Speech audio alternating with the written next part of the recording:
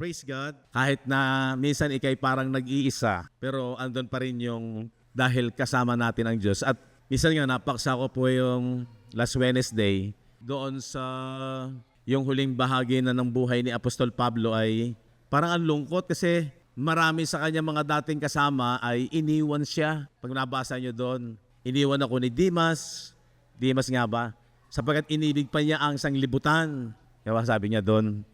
At marami ang iniwan siya. Sabi niya, pero ang aking kaaliwan at nagpapalakas sa akin, kasama ko ang Panginoon. Amen? Kaya napakaganda na itong paksa po natin, masanay tayo doon sa na ang blessing ay espiritual. Ang sabi ng Ephesians 1:3, na kaya ka nagpupuri at kaya ka nagpapasalamat sa Diyos sapagkat pinagpala na niya tayo ng lahat ng pagpapalang espiritual. Ay kung ipipicture mo yon sa iyong isipan, ay daig pa nun yung lamesa na puno ng pera, yung laging ipinapakita tungkol sa fund control. Sabi ko, grabe yung perang yun ah. Pero yung blessing with all spiritual blessings, ay walang panama yun. Amen? Kaya nga lang, dapat na nasasanay tayo. Yung katotohanan nga ay hindi nakikita. At ang mas totoo ay yung hindi nakikita. Mas paano masiship yung mind mo? Kaya po, napakalaki ng role ng Ephesians 4:23. Yung renewing the spirit of your mind. Magagbago na kayo ng pag-iisip. Di ba sabi doon? And be renewed in the spirit of your mind. Napaka-importante po yan. Bakit? Yan din yung ating pinag-aaralan na kapag nabago na yung ating isipan, una yung mga first century believers, the time, ay sanay na yung blessing ng Diyos ay yung nakikita, physical. Dahil yun ang nakapaloob doon sa Old Covenant Law System. Puro physical po yun. Yung sinasabi sa Psalms 91, siyang nananatili sa lilim ng malabay na pakpak ng Diyos, di ba? Walang salot na daratal. Puro physical yun. Walang mga sumpa, walang mga sakit. Kasi yun ang covenant sa kanila. Na kapag sila'y sumunod, talagang yung blessing ng physical, even yung land of Canaan, talagang mayaman yun sa physical na aspeto. Napakayaman nun. Totoo yun. But hindi na po ganun ngayon sa New Covenant. Dahil nakita natin na opposite. Dahil yung Old Covenant ay shadow. Imagine, yung physical blessing ay naging shadow. At yung spiritual blessing ang reality. Yun yung katotohanan. Paano ngayon hindi matanggap-tanggap talaga ng mga first century believers? And even kung itutuloy natin yung ating paksa, di ba? Doon sa ating paksa, nakita natin yung 4 na punto na napakahalaga na ituro sa atin. Ang sabi doon sa number 1 ay tayo sa 2 Corinthians 5:17, na kung sino mang na kay Kristo, in Christ, tayo po ba'y na kay Kristo? Di ba? If anyone is in Christ, he is a new creature. At unang-unang paksa ay the new creatures are spiritual. Yun daw, bagong pagkalikha sa atin ay spiritual. At walang connection ang physical. Kaya nga sabi ni Panginoong Hesus kay Nicodemo, ang ipinanganak sa laman, sa laman. Pero ang ipinanganak sa espiritu, sa espiritu. Pagkatapos, ang pangalawang punto ay yung the new creatures are a product of a new spiritual or of a new creation. So yun daw ito yung pinaka tools, di ba, ng Diyos, at saka yung tinatawag sa 2 Corinthians 10, for the weapon, tools and weapon. Ito yung sandata ng Diyos na ginamit para magkaroon ng new creature. Yung sinasabi po doon sa Ephesians chapter 2 verse 10, for we are His workmanship. Alam niyo po yung pag kinuha natin yung dalo pang mas maganda doon sa salitang we are His workmanship o tayo ay kanyang gawa. Parang parang yung the best na inisip, pinalano ng Diyos before the foundation of the earth, Ephesians 1:4 and 5, 2 Timothy 1:9, ay yung si Kristo na, yung gagawin ni Kristo. Doon nga, tinarbaho ng Panginoong Jesucristo, after the cross, ang mga mananampalataya, sila yung produkto. Created, nilikha, in Christ Jesus. Dito yon. Ito yung ginamit ng Diyos sa creation ng new creatures, which God had before ordained. Di ba? Noon pa yon, yun yung kanya nang itinalaga nung una pa man, that we should walk in them. Ito yung dapat nating lakaran, na tayo ay new creatures at produkto nung tinarbaho ng Panginoong Jesucristo. Di ba? Ikaw ay bunga, ikaw ang produkto, tayo ang produkto, at yun ay spiritual. Dahil yun ay tinarbaho ng Panginoon. Balikan nga natin yan. Hebrews chapter 9 verse 14. How much more shall the blood of Christ, who through the what? Ano sabi diyan? Who through the eternal spirit. Ibig sabihin, sa mundong espiritual, doon niya tinarbaho yung kanyang paghahandog na walang dungis ang kanyang sarili, na kung bakit ang pinurge o ang nilinis ay yung ating conscience. Yung ating dating pagka-guilty sa kasalanan. Dati meron tayong conscience sa sin, pero yun ay nawala dahil sa paghahandog ni Jesus doon sa krus ng Kalbaryo ng kanyang buhay, ng kanyang sarili, na walang dungis, para tayo ay maging banal at walang dungis. Kaya tayo ngayon ay nakapaglilingkod sa Diyos na buhay. Amen po ba? Kung tutuusin nga, mas magandang maglingkod sa Panginoon ngayon. Noong araw, ang daming masipag sa paglilingkod dahil sa takot, ayaw mapunta sa sa dagat-dagatang apoy. Yun yung dahilan kung bakit ang sipag umattend. Kaya laging puno ang simbahan, di ba? Lalo na pagka merong mga nangyayaring, ayan na ang mga tanda. Naalala ko kasi na one time, dati po nagtrabaho ako sa may Bikutan. Nung nag-uumpisa pa lamang yung louver drape yun eh. Yung cortina na na aluminum, na ang mga yung pinaka-curtain niya ay mga parang, yung nagkakamali ang tawag doon ay Venetian, di ba? So, kami yung gumagawa nung unang, bago pa lang nauuso yun, nagtrabaho ako doon. Tapos nakapag-share din ako ng Bible doon sa company. And then, nag-aral ako ng Bible school, nag-resign ako doon. Yung boss ko doon ay Christian din, kaya lang iba ring klaseng iba ring klaseng doctrine yung sa kanila. Tapos, tinawag ako, bisita ka naman, mag-usap tayo sa PAE. Doon sa pagtatrabahuhan ng nanay ko. Ang may-ari noon, Hudyo. Punta ako doon, nag-usap kami. Doon sa, yung area pa naman, nasa pinaka-ground floor yung kanilang planta. Ang taas noon, ilang palapag yon yung building na yon. And then, biglang dumating yung lindol na napakalakas. Grabe lakas ng lindol. Yung kausap kong aking boss at saka yung ilang mga staff doon sa trabaho, nakahabang nagbabanding kami at nagkakamustahan, nagshe-sharean, baya ko lang naiwan. Biglang nawala sa lakas ng lindol. Hoy, lindol! Ako naman, hindi ako makaalis. Hindi ko alam kasi kung saan ako pupunta. Iniwan na lang ako doon. Tapos narinig ko, iyakan niya yung mga tao. Lahat tawagan, Panginoon, tignan mo kami. Iyakan yung mga trabahador. Ang lakas nun, grabe. Tapos may aftershock pa yun. Di balik sila, balik. Nung tumigil yung lindol, balik sila. Pagkatapos yung aftershock, bumalik na naman ako, mas malakas to. Iniiwan na naman ako. Sabi ko, grabe tong mga to. Mag-iimbita pagkatapos iniiwan ako. Kala ko pa naman, special ako sa kanila. Yung pala naman hindi. Yun nga, iyakan. Alam niyo, sabi nung bumalik, pasensya na. Dapat tumakbo ka rin. Sabi ko, hindi ko alam kung saan ako pupunta. Kasi yung building na yon na bago na na-renovate na yung mga, hindi kagaya nung tatrabaho ako, marami silang binago Sabi ko, hindi ko alam kung saan ako pupunta, tapos bakit hindi ako tumakbo? Sabi ng boss na yon, tingnan mo, nung dumating yung lindol, napakalakas, iyakan sila, tumawag sila sa Panginoon. Siguro kailangan laging ganon, takutin, para magising, para tumawag sa Diyos. Sa loob-loob ko nga lang, ba't nga ba ganon ng tao? Pag dumarating yung crisis, saka tumatawag sa Diyos. Laging out of fear, di ba? Laging dahil sa takot. Pagkatapos, alam nyo nun, Sunday, grabe yung simbahan. Sabi ko, ang dami niyong inimbita. Hindi, ano yan?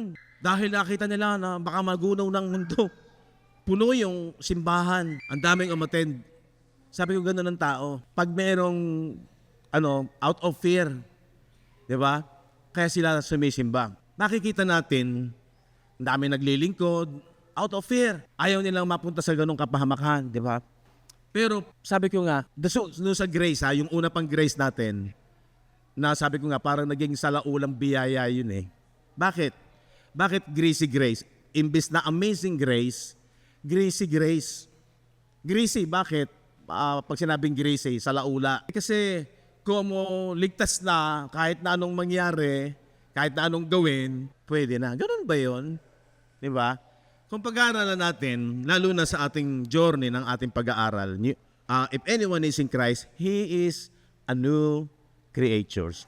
At ang unang-unang nababago, yung ating isipan. Kaya sabi ng Ephesians 4:23, and be renewed in the spirit of your mind.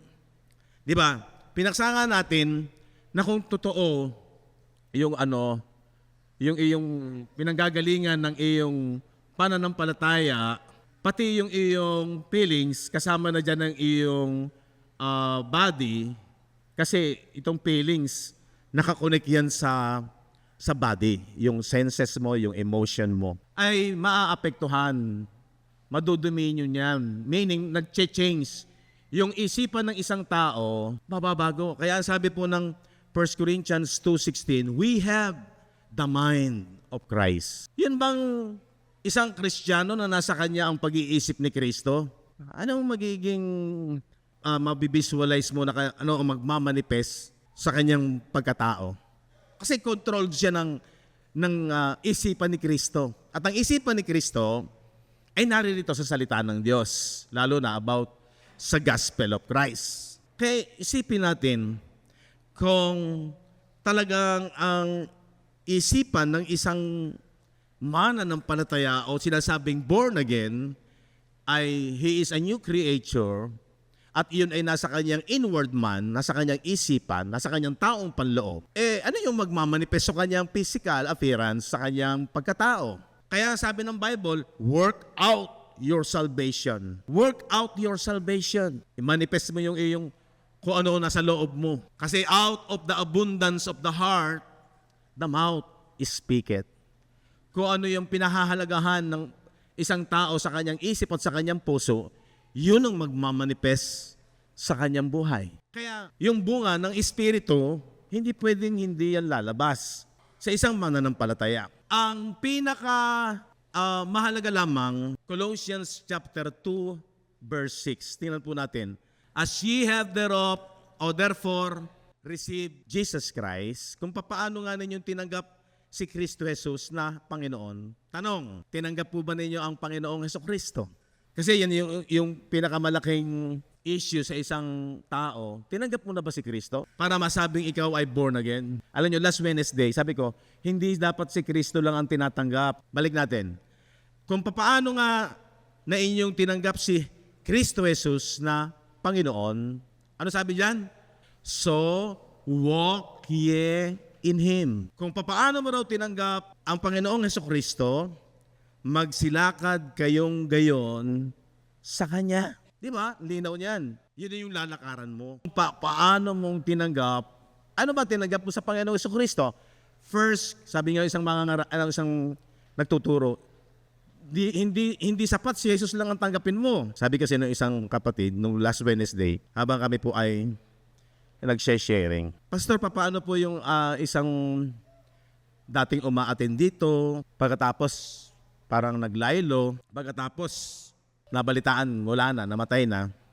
Ligtas po ba yun? Sabi ko, wala tayong hindi tayo makakapagsabi kung siya ay ligtas o hindi ligtas. Diyos lang ang nakakaalam. Even, sino ba talaga yung new creatures? Sino ba talaga yung born again? Pero tayo na mga nag-aaral ng kanyang salita, ikaw mismo. Kung ang scripture ang siyang talagang pinakamataas na authority na pinaghuhugutan ng ating pagtitiwala at pananampalataya. Kaya sabi ko, napakapalad nga natin eh. In our time, kompleto na yung kasulatan. Dahil mahirap yung verbalan lang. Mahirap yung base ka lang doon sa ang bait niya, mukhang ang banal-banal niya. Mukha lamang. Kasi ayaw umimik. Hindi nagsasalita. Ang tahimik. Sabi ko, delikado nga yun eh. Sabi, may kasabihan nga, Brad, pag daw tahimik, baka daw nasa loob ang yung kulo. Mas mahirap daw yun. Mahigi pa daw yung maingay. At least, nakikita mo yung kung sino siya. Mahirap daw arukin, tama, malalim. Yung tahimik, hindi mo masyadong makilala kung ano ba talaga to. Ano bang meron siya. Yeah? So, hindi ka pwede mag-base sa nakikita, sa naririnig ng verbalan lang, o babasa ka doon sa nakikita ng iyong mata. Yung taong yan, alam ko ganyan yan. Hindi. Ngayon, sa pinag-usapan ang patungkol sa katotohanan para makilala mo, para ma-proof mo, napakahalaga nung written. Para mapatunayan mo kung kailan ka pinanganak, pakita mo yung birth certificate mo. Diba? Kung talagang pag-aari mo yung lupa, nakasulat lahat, record. Lalo na sa pananampalataya. Kaya huwag nating katamaran itong Bible. Magpasalamat tayo. Napakalaking blessing sa ating panahon na kumpleto na yung kasulatan at mariresearch mo. Diyan ka huhugot ng paniniwala mo. Ako ba'y talagang ligtas? Ano ba talaga yung aking pinaniniwalaan? Ano ba yung aking alam kung bakit ko nasabing sure ako na ako ay born again, na ako ay new creature, na ako ay ligtas. Sabi nga ni Kate, minsan, madaling sabihin na ligtas na naman talaga ako. Parang lang tayo, gaya-gaya, putumaya. Alam niyo yun? Kasabihan na gaya-gaya, putumaya. Kung ano yung sinasabi ng isa, ganun na rin sasabihin ko. Kasi kasama ako nila eh. Kaya ligtas na kami. Kaya ang rivalry ng religion, sino ligtas? Mas ligtas kami. Di ba? Pero, ito yung katunayan na hinuhugutan. Yung mas maganda yung meron kang alam. Di ba? Kaya sabi nung 1 Corinthians chapter 15 verse 1. Ngayon ipinapatalastas ko sa inyo mga kapatid. Ang ebanghelyo, asan ang ebanghelyo? Di ba ito yung kanyang pagkapako, yung kanyang death, yung kanyang kamatayan, yung kanyang burial, yung kanyang pagkalibing, at yung kanyang resurrection. Importante, alam natin ito. Pag tinanong ka, paano ka naligtas? At saan ka iniligtas? Sa Bible ba? Iniligtas ba tayo sa hell? Saan tayo iniligtas? Sa eternal death. For the wages of sin is death. Ano ba yung death? Unconscious. Wala ka nang alam. Para kang singaw. Sabi ni James, isang tao na dito lang sa lupa, parang singaw, lumabas, parang bula, pagkatapos mawawala. Vapor. Now you see it, now you don't. Wala na. Diba? Hindi ganun ang plano ng Diyos sa tao. Ang gusto ng Diyos sa tao, hindi ka lamang dito mag-exist. Ang gusto ng Diyos sa tao, dahil sa Diyos ng pag-ibig, makapiling niya ang tao magpakailanman. Amen? At yun ang pinakamagandang blessing na makikita natin sa kasulatan. Kaya sabi diyan, ang ebanghelyo na sa inyo ay aking ipinangaral. So yung gospel, ipinangangaral po yan. Hindi lang si Jesus ang tinatanggap mo. Yung tinarbaho niya. Kasi hindi ka magiging new creature kung wala siyang tinarbaho. Masterpiece. Workmanship. We are His workmanship. Tayo kanyang gawa. At yung kanyang ginawa doon sa krus, yun ang naging dahilan. Ano yun? Yung alam mo kung dahilan kung bakit siya namatay, bakit siya inilibing, at ang inirepresent ng dalawang ito ay ang ating outward man. Sa ating pagkatao, ang nirepresent ay yung pinananahanan ng sin in the flesh. Kaya napakaganda nung naiintindihan natin yung gospel of Christ ni Apostol Pablo, na yung sin in the flesh, tinapos doon sa katawan ni Jesus. Condemned sin in the flesh. So alam mo, meron kang alam at nakasulat, recorded. Kaya meron kang assurance na yung pagkaalam mo ay hindi mo gawa-gawa. Hindi ka gaya-gaya, putumaya. Hindi tayo gaya-gaya. Hindi yung dahil sa kung ano yung agos, yun lang ang, hindi, scripture ang tinatayuan natin. Tinanggap ang ebanghelyo na na sa inyo'y aking ipinangaral, na inyo namang tinanggap. So alam mo kung ano tinanggap mo kay Jesus. Hindi yung nagdeklara ka lang, hindi yung nag-confess ka lang. At totoo sa yung puso na tinatanggap mo si Jesus, pero hindi mo alam kung ano tinanggap mo kay Jesus. Ngayon, ang sabi ko, pagkagasi gano'n na tinanggap lamang ng isang tao si Jesus, at hindi malinaw ang ebanghelyo. Kasi ang sabi ng 2 Corinthians 4:3, if our gospel be hid, kung ang aming ebanghelyo ay may talukbong, pag sinabing may talukbong, hindi maliwanag. At pag sinabing hindi maliwanag, hindi naiintindihan yung detalye. So napaka-importante nun. It is hid, natatago lang ito to them that are lost. Sipin ninyo yung naliligaw ka. Yung naliligaw, hindi niya alam kung saan siya pupunta. Ang hirap nung naliligaw. Kakapa-kapa ka. Ang hirap nung hindi mo alam. Kahapon, nandun po ako sa IKEA. Nung pauwi na kami, nakapark kami, ang dami kasi wala. Sa 7th floor. Yung pala, pipila doon sa babayaran. Sabi nung ni Bon, yung ni Pate, sabi niya, Tito, bayaran mo na yung mo. Kasi hindi pa kami uuwi Pauwi na kami. Iniwan nila ako, hindi ko malaman ang gagawin ko. Paano to? Kasi yung mga babayaran mo sa digital. Ang problema, yung last digit nung kotse, dapat, alam ko, nagrarumble sa isipan ko, paano ba 5946? 4596? Sabi ko, patay, hindi ko alam. Di ang pila, sabi ko, ikaw na muna.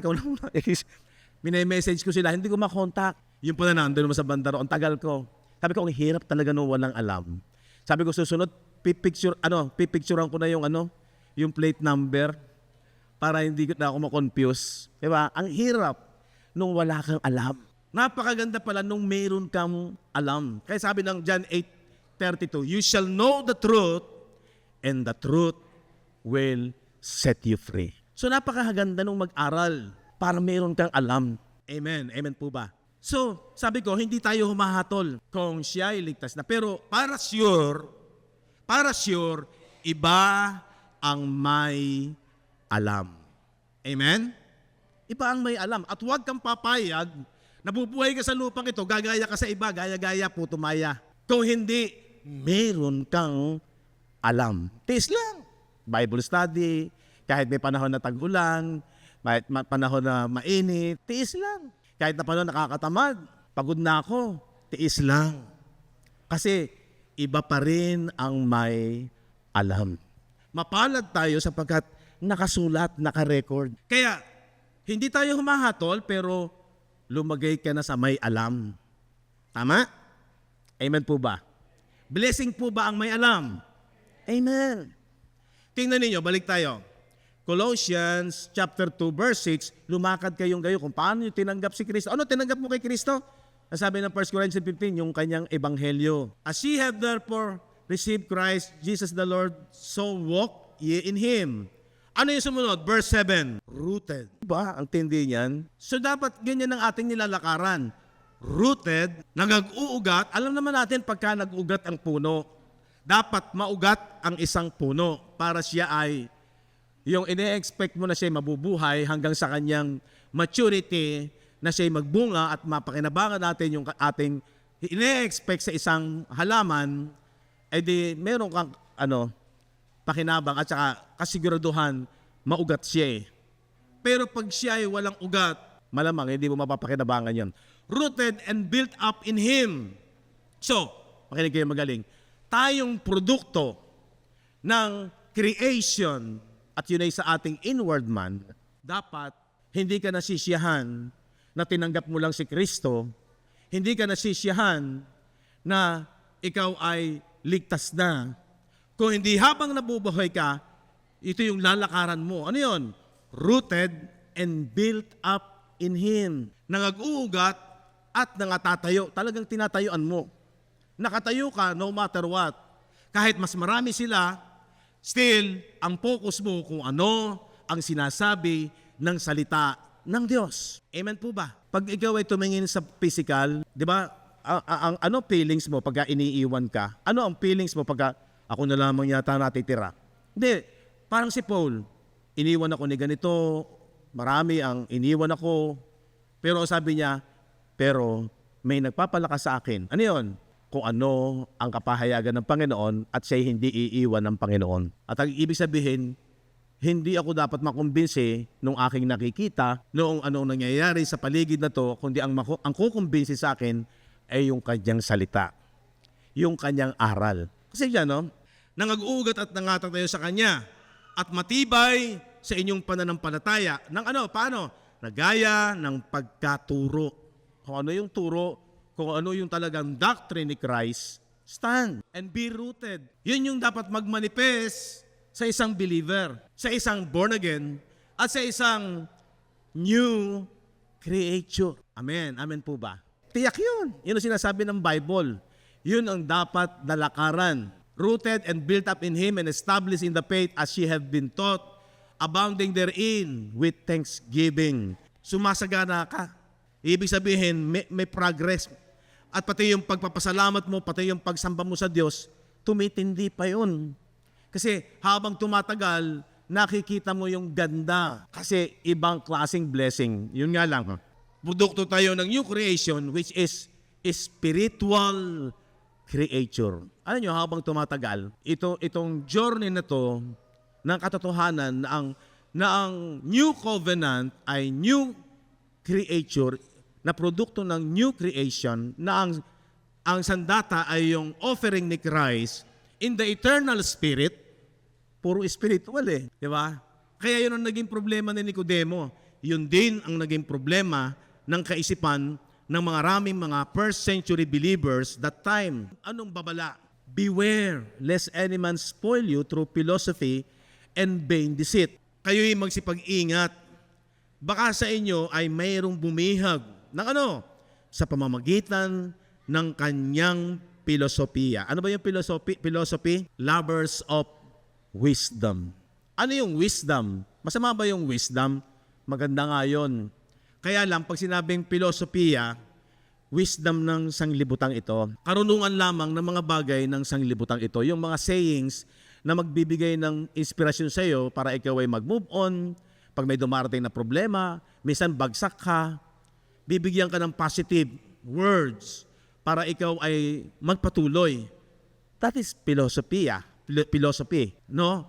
Pandito lamang sa lupa. Maganda yan, pag i-apply mo sa pangkabuhayan, sa physical, parang yung mga kasabihan na, yung malimit kong sabihin, give me a piece and I will eat for a day, but teach me how to piece and I will eat for a lifetime. Maganda yun, di ba? Pang dito lang yun. Mga filosofiya, mga kasabihan. Minsan, ang mga tao, dito lamang dumidepende. Bakit sinabing pandaraya? Kasi nung naglaon, ang kagandahan ng buhay, dito lang. At sabi ko nga, yung revelation ng spiritual blessing dinadala sa physical, hindi talaga nangyayari na maintindihan ang katotohanan. Kasi spirit of truth, ang revelation ng spiritual blessing na ginawa ng Panginoong Jesucristo sa krus ng Kalbaryo, dapat masanay ang isipan natin. Huwag mong i-apply ito sa physical. Palaging ito ay iba yung physical, iba yung spiritual. Ang totoo niyan, pag naiintindihan mo yung spiritual, saka lang maaapektuhan yung tamang pamumuhay sa physical. Hindi ka na masyadong tangay ng mga bagay ng physical. Kahit na ano man ang mangyari, sumagana ka, dumating minsan ang krisis, mayroong problema, walang problema, pero yung kagandahan ng blessing na spiritual, mananatiling mayaman doon sa iyong isipan at sa iyong puso. Meron kang joy of salvation, meron kang sabat, merong rest sa isipan mo. Maliwanag ang totoong ginawa ni Kristo ay spiritual, meron kang kapahingahan at secured ka na dahil alam mo, ulitin ko, alam mo, ligtas na ang iyong inward man. Amen? We are His workmanship. Tayo ay produkto ng kanyang new creation sa new covenant. At masanay ang ating isipan, ito ay mga bagay na hindi nakikita, unseen. Kaya sabi ni Pablo kami ay nakatingin sa mga bagay na hindi nakikita. So, yung John chapter 3 verse 3 na sinasabi ng Panginoon kay Nicodemo, Jesus answered and said unto him, Verily, verily, pag sinabing verily, totoo, katotohanan, I say unto thee, except a man be born again, paano born again? In the Spirit, he cannot see the kingdom of God. Ay napakalaking halaga ng kaharian ng Diyos, lalo na in their time, at maging sa ating panahon. Kaya lang, hindi mo gagamitin dito yung physical eyes mo Sabi ko nga, nung ating paksano nakaraan, nung araw, pag sinabing renovation of heaven and earth, yung old heaven and earth, literal na earth, ay babaguhin at magbababa ng panibagong physical heaven and earth. Mali. Physical pa rin yun New heaven and new earth is spiritual. The New Jerusalem, the new city, the new Israel, lahat yon. Yung sinasabi sa Old Covenant na Jerusalem, heaven and earth, a holy city, a holy nation, lahat yon ay binago. At yun po'y spiritual. Kaya the new creatures, sa pangatlo is, the new creatures were created for a new heavens and new earth. Kung sabi ko nga, di ba yung illustration ko nga, kung ang Old Covenant which is physical, parallel. Kasi pag sinabing parallel, may ugnay. Pagkahambing. Ang Old Covenant is physical, shadow. Shadow lang. May ugma. Kung ano yung substance, yung literal, yung talagang totoo, kawangis nung shadow. Kung anong shape, di ba? Yun ang shadow. Parallel. So, bakit malimit magsalita si Jesus ng parables? Ang parables kasi, kukuha siya ng mga bagay na nakikita, physical, and then, ihahambing niya yun saan? To the spiritual. From sin to unseen. Sa nakikita, doon sa hindi nakikita. So, ito yung Old Covenant system, nakikita, patungo sa hindi nakikita. Kaya malimit, magturo si Jesus ng talinghaga. Ngayon, ano yung language ng Bible? Sa New Covenant, sa New Creation, magtuturo si Jesus, binhi, literal na binhi. Dadali niya saan? Ang binhi ay salita ng Diyos. Sa hindi nakikita. Dadali niya sa spiritual. So, masasanay na tayo ngayon sa pagbasa ng Bible. Bakit sila nakukonfuse? In their time, isa si Nicodemo na confused. Bakit? Dahil nga ang kanyang interpretation palagi bilang siya isang guro ng kasulatan pero namamali siya. So yun ang danger. Pag ina-apply mo, kaya sabi doon, beware. Mag-iingat kayo. Kung ang kapahayagan ay parang filosofiya lang ng tao, dito lang yun kinukuha sa physical, sa mga literal, ay dadaling ka sa daya. That's why yun ang dahilan kung bakit dapat tayo lumago, rooted, tumibay sa katotohanan ng salita ng Diyos. Kasi kailangan alam mo yung lengguwahe ng Bible. Lalong-lalo na, ang unang kausap ng Panginoon ay ang mga Hebreo. Ang scripture ay primarily sa mga Hebreo. Bagaman tayo ay nasa pangarap din ng Diyos, ang mga Gentiles ay kasama rin. Pero sa bandang huli na. Kaya kung tayong mga Gentiles ay patatangay sa kaisipang physical, material, literal, ang application, mamamali tayo. Amen? So dapat masanay yung ating isipan sa pagtanggap ng salita ng Diyos na ito ay spiritual. At dapat matanggap ng ating isipan ngayon na tayo ay nasa New Covenant, New Creation, New Creature, New Heaven and New Earth. Lahat ng mga bagay na yan spiritual. Ang problema kasi, ang turo ng filosofiya, ng aral at ng tao, para kang sumuntok sa hangin, ligaw tingin, halik sa hangin. Anong ibig sabihin nun? Wala. Ilusyon. Di ba? Baliktad. Pero ang totoo, ang ilusyon, sabi ko nga last Sunday, at dapat masana yung ating isipan na yun ang talagang totoo, ang ilusyon itong physical. At ang totoo, yung hindi nakikita. Unang Diyos, hindi nakikita. Ang kanyang salita, hindi nakikita. Kaya huwag tayo mag-expect na mauunawaan natin ng physical knowledge ang spiritual things. Wag. Pero nakikita ng iyong isipan ng ating spiritual na mata. Kaya sabi doon, except a man be born again, he will not see. So kung ang isang tao ay na-born in the Spirit, masasanay ang kanyang isipan na ang pangako ng Diyos ay spiritual, hindi ka mag-expect ng physical. Born in the Spirit, makikita mo ngayon, he will see the kingdom of God. Paano mo makikita? By knowing, sa pagkaalam. Alam ng iyong isipan. At ang kagandahan noon, mas magiging totoo sa iyo dahil meron kang alam. Nakapicture yun doon sa iyong isipan, understanding. Di ba sabi doon, and be enlightened the eyes of your understanding. Ephesians yata yun, na magliliwanag sa ating pagkaunawa. Mabuksan yung ating spiritual na pagkaunawa. So, pag sinabing spiritual understanding, isip yun. By knowing, sa pagkaalam. Ganun po, grabe kasi nga, yung word na faith, ano ba yung factor, pag pinag-usapan na maniwala ka, manampalataya ka, di ba yung isip mo, sino ba maniniwala? Di ba yung isip? So yun po. That's why, yung renewal of the mind, napakahalaga niyan. Yung grow in the knowledge, yung maging mag-ugat, tumibay, tayuan mo, mula doon sa mga aral. Katapos, sabi doon, kayo'y magsipag-ingat. Baka sa inyo ay may bumihag sa pamamagitan ng kanyang filosofiya, walang kabuluhang pagdaraya. Ayon sa salit, pansinin niyo po ito, ayon sa salit-saling sabi ng mga tao. Pag sinabing salit-saling sabi, yan na yung mga sinasabi ng tao. Yun yung mga kalimitang aral ng tao. So, huwag tayong patatangay doon. Mga walang kabuluhang pagdaraya, ayon sa salit-saling sabi ng mga tao, ayon sa mga pasimulang aral ng sanglibutan. At hindi, so yun ang pinaka magbibigay sa atin ng linaw, kailangan sa aral ni Kristo. Pag daw hindi aral ayon kay Kristo, ay huwag na nating pahalagahan pag ang pag-uusapan ay pananampalataya kasi yung kay Kristo ay spiritual blessing. Amen! Kaya yung pang-apat, di ba sabi nung pang-apat, there is a new Adam for the new creation. The last Adam. Basahin nga uli natin yun, 1 Corinthians 15:45. And so it is written, the first man, Adam, was made a living soul.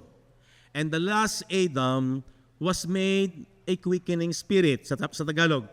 Gayon din naman nasusulat, ang unang taong si Adam ay naging kaluluwang buhay. Physical po yung first Adam. Yung pinanggalingan ng lahi nating tao, si Adam, yung ating unang magulang, yun yung first Adam. Parang siya yung pinaka-pangunahin, diba? Siya yung pinaka-leader ng sangkatauhan, physical, biological.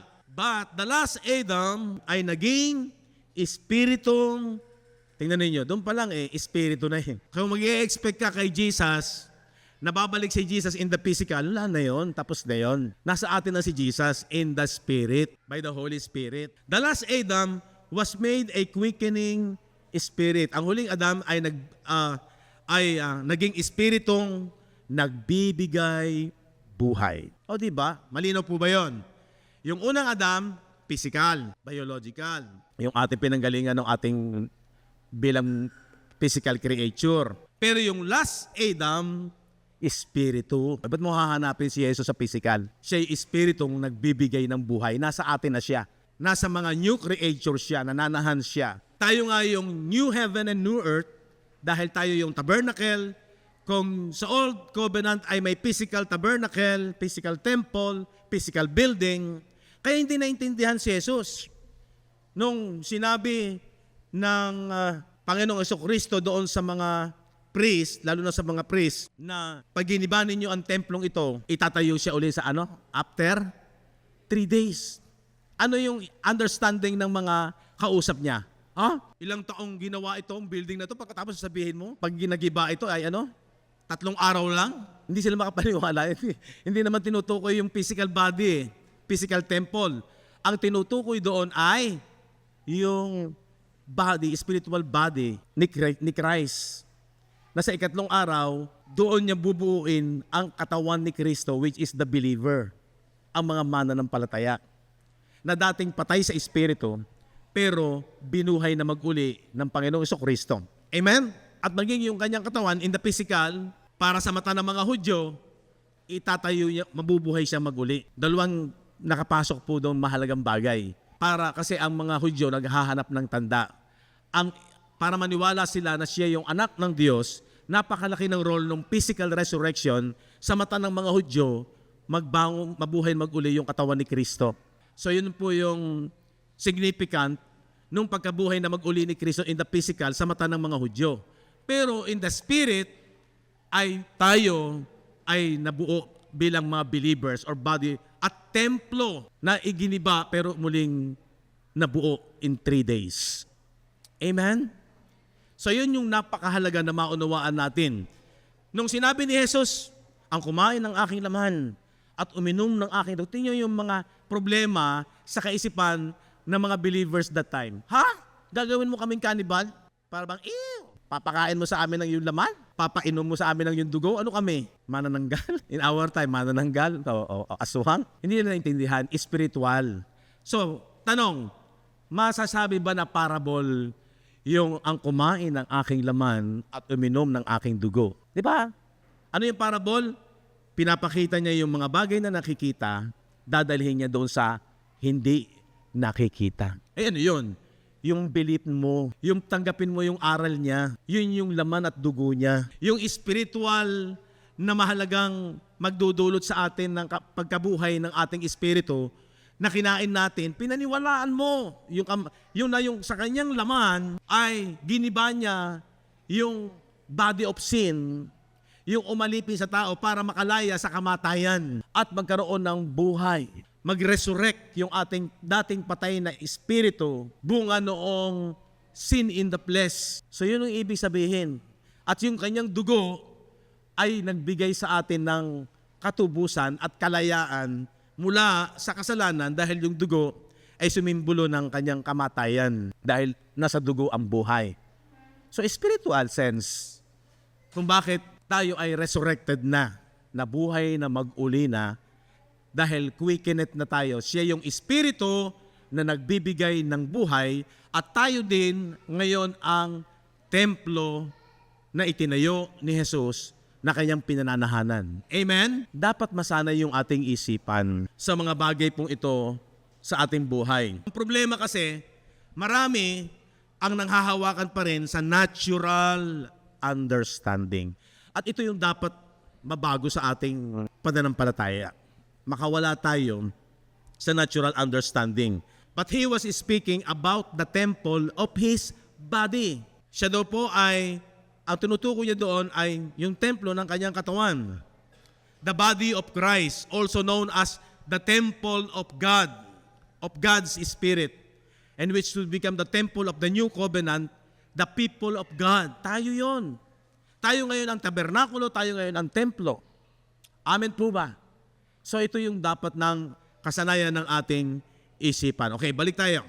Dapat tayong lumago, dapat tayong umugat. Ito yung dapat nating lakaran, yung paglago sa ginawa ni Kristo sa ating buhay at dapat ito yung magmanifest sa ating buhay. Colossians chapter 2 verse 9. For in Him dwelleth all the fullness of the Godhead bodily. Sapagkat sa Kanya nananahan ang buong kapuspusan ng pagka-Diyos sa kahayagan ayon sa laman. And then verse 10, at sa Kanya kayo ay napuspos and you are complete in Him. Alam niyo po yung napuspos, na dahil nananahan siya sa atin, tayo ay glorified, napuspos, sapagkat sa Kanya ay nananahan ang buong kapuspusan ng pagka-Diyos sa kahayagan ayon sa laman. At sa Kanya ay kayo ay napuspos na siya ang Pangulo ng lahat ng pamunuan at kapangyarihan. So, malinaw po, ito yung kapuspusan yung pagkakilala mo, pagkaunawa mo sa ginawang finished work ni Christ in the spiritual na nananahan na siya sa atin, tayo ang templo. Kaya tayo po ay yung sinasabi ng 1 John 4, as Christ is, so are we in this world at glorified na. Yung ating espiritu, yung ating inward man.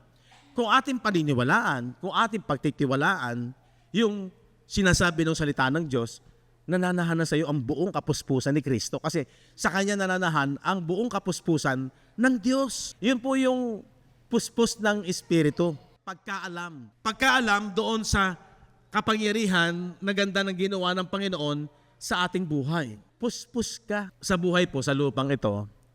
Lalo na pagka meron kang problema, pag meron kang mga parang mga failure, kalungkutan, ito yung kaaliwan. Ito po yung kaaliwan. Ito yung magbibigay sa iyo ng inspirasyon na hindi ka dapat parang totally complete down. Kasi alam mo hindi bale.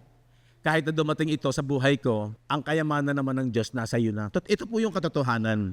Kapag ating nilakaran ng totoo sa ating buhay, at ito yung dapat kasanayan ng ating isipan. Tingnan nyo, sabi dito, totoo niyan, habang nabubuhay ka sa lupang ito, mayroon kang kaaway. At ang unang-unang kaaway mo, sarili mo na rin. Tingnan natin, Romans chapter 7, verse 23. But I see another law in my member.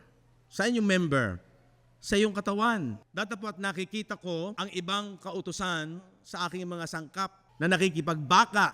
O diba? Warring against the law of my mind. Nakikipagbaka laban sa kautusan ng aking pag-iisip. Law, ano sabi dyan sa English? Law of my member, law in my members, sa katawan natin, physical yan. Warring, nakikipagbaka against the law of my mind. So di ba? Ito yan. Meron kang pananampalataya. Pero yung body mo, yan ay against. Laban yan. Siguro naman ma-obserban nyo yan sa inyong sarili. Ang unang-unang kumakalaban sa mga bagay na espiritual, yung iyong katawang physical, yung flesh. But I see another law in my members, warring against the law of my mind and bringing me into captivity. Dinadala akong bihag. Saan? Sa ilalim ng kautusan ng kasalanan na nasa aking mga sangkap. In my members. Kasi itong law ng ating body, ang gusto niyan, yung mga nasa anong laman, di ba, na against doon sa isipan mo na, wag, hindi maganda yan. Hindi magiging maganda bunga niyan. Ang sabi ko nga, napakabuti ng Diyos sa isang tao, kumpleto, para tayo ay madisiplina din natin ang ating sarili na wag lahat ng gusto ng laman. Kasi sasabihin ng isip mo, anak, pagka tinuloy mo yan, ikaw din, ito magiging konsekwensya. Pag binigyan mo yan, pansamantalang ligaya, bibigay niyan sa'yo. Pero ang konsekwensya niyan, di ba? Hindi magiging maganda. So, kumpleto ang pagkaralikha sa atin ng Diyos dahil para wag tayong pumunta doon sa hindi magiging magandang bunga. Warring. So magkalaban yan. Lalo na sa pananampalataya bilang Kristiyano, maging matalino po tayo. Kasi pinakikita ng Bible, ano yung dapat nating lakaran? Be wise. Binibigyan tayo ng talino ng Diyos na pinipili natin dapat makontrol tayo ng kanyang salita, ng kanyang spirit. At huwag tayong makontrol ng law of sin. Itong body natin, may batas ito na dadaling kanyan sa hindi maganda. Amen po ba? So, ang linaw na sabi ng Bible na yun ang unang-una mong kalaban, hindi yung kapwa mo Ang unang-una mong kalaban, sarili mo. Paano mo didisiplinahin at kukontrolin. Kaya, pag pinag-aralan mo, 1 Corinthians 9:27. Tingnan niyo to, sabi ni Pablo, but I keep under my body and bringing it into subjection, lest that by any means, when I have preached to others, I myself should be a castaway. Ngunit, hinahampas ko ang aking katawan. Hindi naman meaning niya talagang hinahampas niya yung kanyang katawan Ibig sabihin niyan, sinusupil, kinokontrol. Ngunit hinahampas ko ang aking katawan at aking sinusupil. Baka sakaling sa anumang paraan, pagkapangaral ko sa iba, ay ako rin na itakwil. So ito yung nilalakaran at paraan ni Pablo sa kanyang sarili. Na ang alam niya na yung kanyang kaaway, unang-una yung kanyang sarili. Hindi niya pagbibigyan lahat ng gusto ng kanyang sarili. Napakaliwanag po niyan na dinidisiplina niya ang kanyang sarili. Umpisahan po natin sa 9:23 para makita natin yung ganda ng sinasabi ng passage na yan. And this I do for the gospel's sake, that I might be partaker thereof with you. Ginagawa ko ang lahat ng mga bagay dahil sa ebanghelyo. Dahil dito, upang ako'y makasamang makabahagi nito. 24. Hindi ba ganin yung nalalaman na ang mga nagsisitakbo sa takbuhan ay tumatakbong lahat, ngunit iisa lamang ang tumatanggap ng gantimpala. magsitakbo kayo ng gayon upang magsipagtamo kayo. Ibig sabihin, yung goal ba, yung layunin ba na makatapos ng takbuhin, doon sa palaran. 25, ang bawat tao na nakikipaglaban sa mga palaruan ay mapagpigil sa lahat ng mga bagay. Ibig sabihin, meron po silang disiplina para makamit nila yung kanilang goal na sila ay merong mapanalunan. Ginagawa nga nila ito, sabi doon, upang magsipagtamo ng isang putong, pero yung putong daw na yun ay may corruption, a corruptible crown, may pagkasira. Alam niyo tinutukoy dyan, yung contest dito sa lupa, hindi po yan magpakailanman eh. Corruptible crown. Ngunit tayo ay nyaong walang pagkasira. Pero sa mga mananampalataya, kahit ito ay spiritual, tutuusin nga ay pinakamataas na blessing yung spiritual, walang pagkasira. Kasi nga spiritual. 26, ako nga'y tumatakbo sa ganitong paraan na hindi gaya na nagsasapalaran. Ibig sabihin, hindi raw parang gamble yung iyong pagtitiyaga, pagpapatuloy sa pag-aaral ng salita ng Diyos sa pananampalataya sa spiritual blessing. Hindi tayo nakikipagsapalaran. Sa ganito rin, ako'y sumusuntok. Okay, mayroon kang effort na hindi gaya ng sumusuntok sa hangin. Ibig sabihin, pag sinabing, sumuntok ka lang sa hangin, wala kang tinamaan, walang saysay yung effort mo. Pero sa spiritual na blessing ng Diyos, hindi ka sumusuntok sa hangin. Kahit hindi ito nakikita. Amen po ba? So ito yung ipinapahiwatig nung sinasabi ni Pablo na dapat nating lakaran. Kaya ano sabi niya sa 27? Hinahampas ko ang aking katawan. Kaya dito malinaw, mga kapatid, na dapat balanse ang buhay. Nag-aaral din lang tayo, nananampalataya din lang tayo, pag-usahin na natin. Kasi sabi, paano tayo magkakaroon ng maugat, matibay na pananampalataya kung wala kang alam? Kagaya nito, ang journey ng blessing ay spiritual. Ia-adjust mo yung isipan mo, iti-twist mo yung isipan mo from physical to spiritual. Para hindi mahirap maunawaan ang pag-aaral, didisiplinahin mo sarili mo. Magbabasa ka, hindi mo dapat laging pinagbibigyan to. Ang gusto nito, maglibang. Wala namang masama. Maski ako, naglalaro nga ako ng ng 8 balls sa kasi yung pangarap kong makabili ako ng bilyaran, hindi pa nangyayari.